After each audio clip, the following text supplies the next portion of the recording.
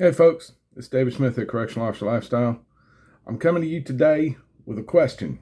I'll give you my take on it once I ask the question, but I'm coming to you with a question today. And the question is, how do you deal with an inmate that doesn't want to be dealt with?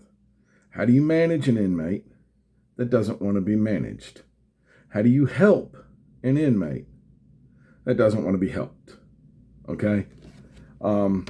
The other night, we had an inmate that I'm not going to go into any specifics. I'm not going to go into any of the stuff that he has done or anything like that. But he just did not want to be dealt with. He didn't want to be managed. He was thoroughly convinced that if he showed out enough, we were just going to back up a bus and ship him to another institution. That's what I'm fairly certain he was convinced of.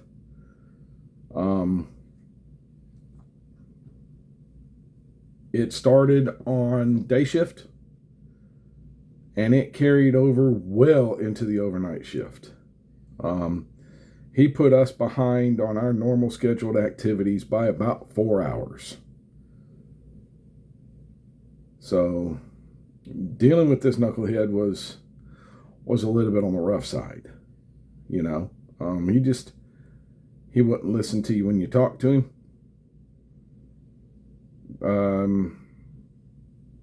He wouldn't make eye contact with you. He wouldn't engage with you. He was just a knucklehead.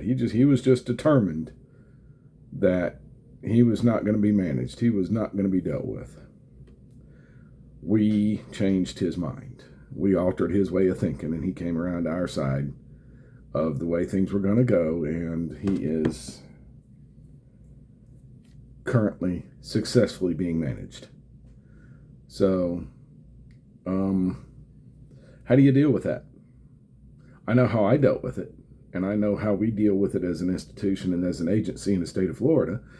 But how do you personally deal with an inmate that just doesn't want to be dealt with? How do you manage one that doesn't want to be managed, and how do you help one that doesn't want to be helped? Every single day that I go through the confinement unit, I have inmates that are just showing out, acting out, just not doing the right thing, you know. And you stop at their cell, you talk to them for a minute, you let them know that there's consequences for their actions. As a general rule, they're going to get right. They're going to get right. They're going to act right. Occasionally, you have one that just wants to be a knucklehead, and you have to deal with him. If you can accomplish the goal of getting that inmate to act right with a short conversation, then I suggest you go that route. Okay?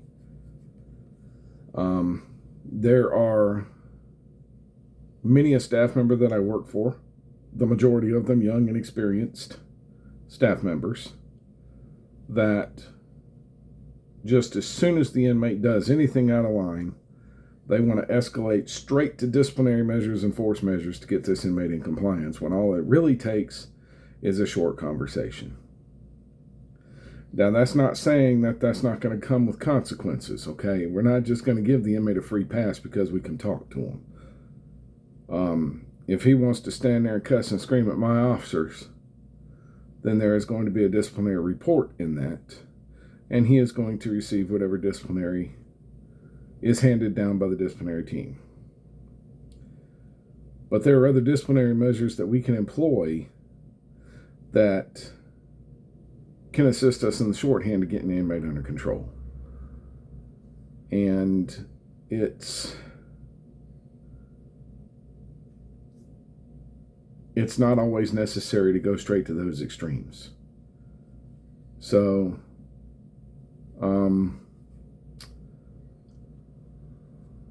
one of the extremes that we have, of course, is the confinement unit.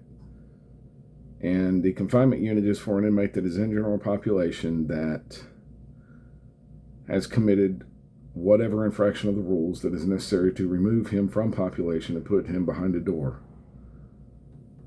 And that is one of the things that we have. Now, naturally, there are things that warrant an immediate placement into an administrative unit. Fighting, assaults, batteries, things of this nature. Of course, in the ridiculous extreme, an attempted escape, of course, is going to warrant putting them behind the door immediately. And that, I think all of those things go without saying for any department of any corrections facility across the nation. Those items I just mentioned are going to warrant an instant trip to a confinement unit or a segregation unit or whatever you want to call them. So I haven't told you anything about agency policy or anything like that. But if I have an inmate that just makes an off-color statement to an officer, or I have an inmate that is just he's being a knucklehead. He's just being a knucklehead. He's refusing to sit down in the day room, or he's walking around wearing an unauthorized do-rag on his head, or things like that. Those don't necessarily warrant a trip to a confinement unit, but they need to be dealt with. Okay, 9 times out of 10, if I see an inmate that's acting out in a minor fashion in a dormitory, I call him over to me, ask him what his problem is, tell him to get right, and he does. Okay. That is part of the progressive discipline that we employ. It's, progressive discipline is something where you start small and you build big. Verbal counseling is generally the first step in that. So let's take, for example, you've got an inmate who has taken apart a t-shirt and turned it into a do-rag. And it's the t-shirt that we gave him in the Department of Corrections, and he has used whatever means to rip that thing into pieces and turn it into a do-rag for him to wear. Happens all the time. Okay? Officer sees that, they call him over, take that off and give it to me. Inmate takes it off and gives it to him. You're not allowed to tear up your t-shirts. You're not allowed to wear a do-rag. Why are you doing this? Him and the inmate have a conversation. The inmate walks away. We pull out his contact card because we had contact with the inmate, and we write on there that we gave him a verbal counseling for wearing a do-rag. Next night we come in, he's done tore up another t-shirt and made another do-rag. This time we're going to again take the do-rag from him, and we're going to write a corrective consultation, which is a written record of a verbal counseling that we had with the inmate. That's the next step. Go up from there to disciplinary report, but the inmate has still not been placed in a confinement unit because he's wearing a do-rag. Yes, it can be considered that he is concealing his identity, and we can place him into the confinement unit for that, but that's not generally what he's doing. About the time we take the 4th do-rag away from him, you've got to consider he's already torn up 3 t-shirts, and he's only given 3 t-shirts. Where'd he get the 4th one? Where'd he get the one that he's got on his back? So he's in violation of having excess clothing, but now he's in violation of tearing up t-shirts. So you're going to write him a disciplinary report, and you're going to place him into the confinement unit because the previous 3 attempts to get him right didn't work. That's an example of progressive discipline, and that's an inmate that doesn't want to be managed, and that's one way of dealing with them. But you've got some that they truly don't want to be managed.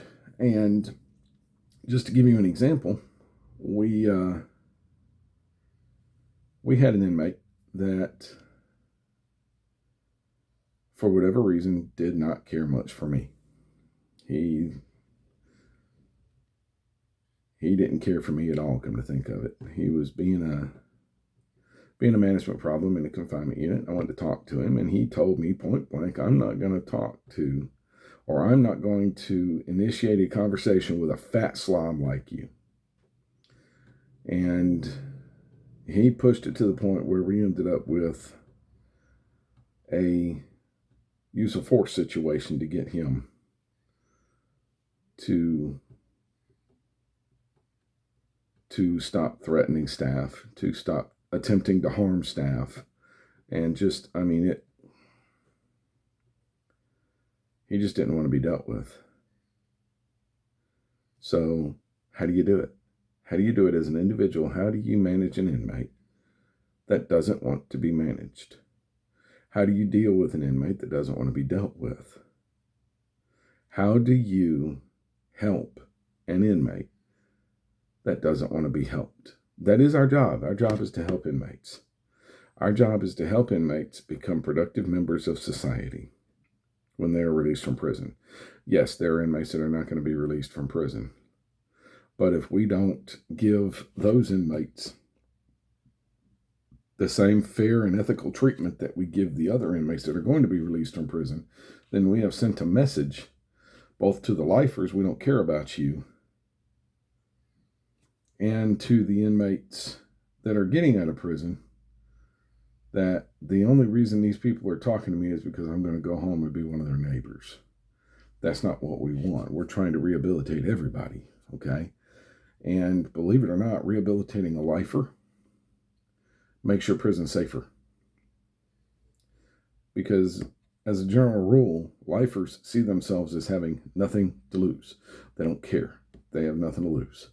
So if you can rehabilitate a lifer and get them to understand that their actions were wrong and turn them around, then you have done a great deal of benefit to the inmates that are actually going home by providing them with a safer environment. Okay?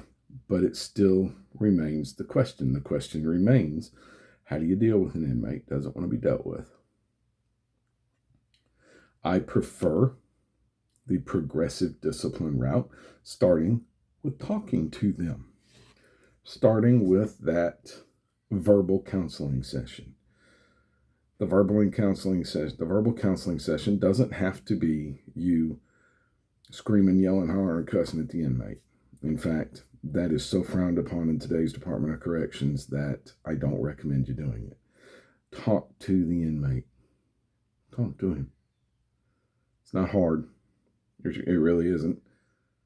There was a line in a movie, and for sake of copyright, I'm not going to tell you the movie, but the line was, the person is smart. People are dumb, panicky animals, and you know it. Same can be said for inmates.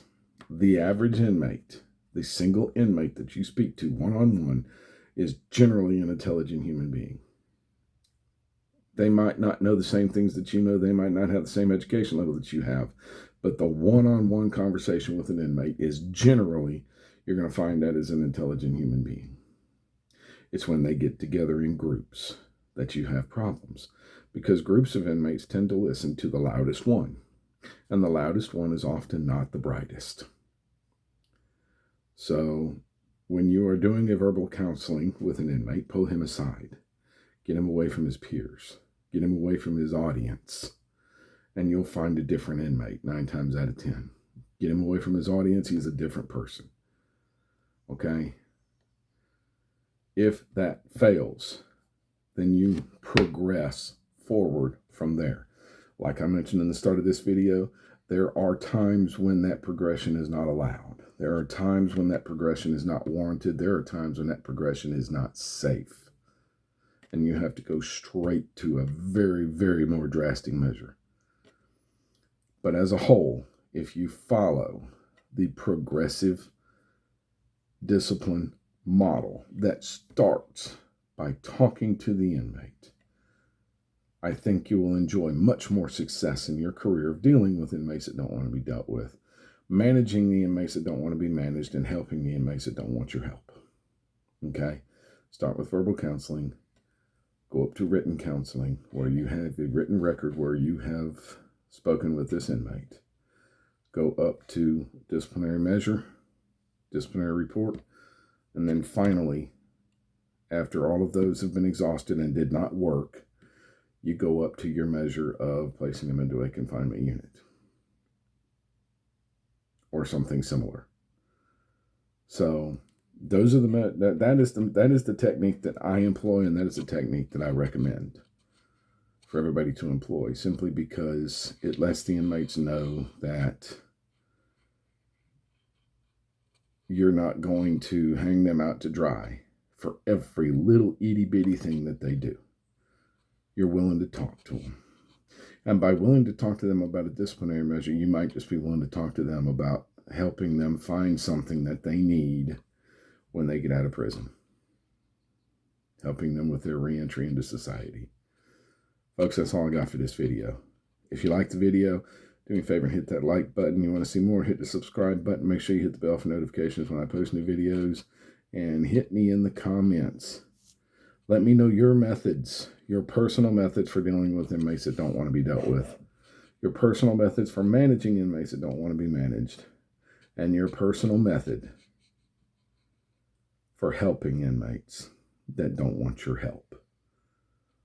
Folks, remember, this is Domestic Violence Awareness Month. I want y'all to be mindful that we do not need domestic violence in this society anymore. And the same thing that I say in every video still applies. If you're in an abusive relationship, find a way out of it. If you know somebody in an abusive relationship, help them find a way out of it. If you know the abuser, say something to somebody. The worst thing you can do is nothing. And if you are the abuser, there's help for you too. The first thing you got to do is admit that you need it. Folks, this is David Smith at Correctional Officer Lifestyle. Love shouldn't hurt. I am my brother's keeper. I am my sister's keeper. Y'all stay safe behind them fences. We'll see you in the next video.